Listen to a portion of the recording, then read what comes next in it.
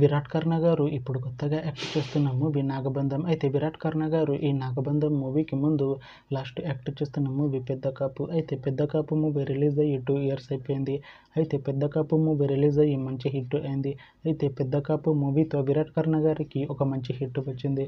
అయితే విరాట్ కర్ణ గారు పెద్ద కాపు మూవీ రిలీజ్ తర్వాత 2 years టైం గ్యాప్ తీసుకొని ఇప్పుడు మళ్ళీ ఈ నాగబంధం మూవీలో యాక్ట్ చేస్తున్నారు విరాట్ కర్ణ గారు.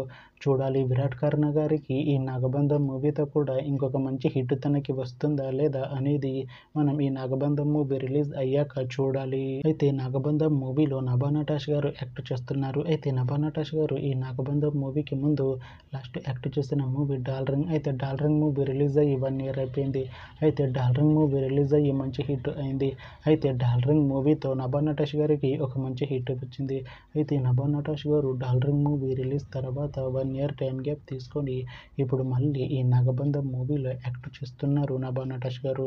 చూడాలి నభా నటాష్ గారికి ఈ నాగబంధం మూవీతో కూడా ఇంకొక మంచి హిట్ తనకి వస్తుందా లేదా అనేది మనం ఈ నాగబంధం మూవీ రిలీజ్ అయ్యాక చూడాలి. అయితే నాగబంధం మూవీ టీం ప్రస్తుతం షూటింగ్లో బిజీగా ఉన్నారు. అయితే నాగబంధం మూవీ షూటింగ్ ఆల్రెడీ 60% కంప్లీట్ అయిపోయింది అంటున్నారు మూవీ టీం.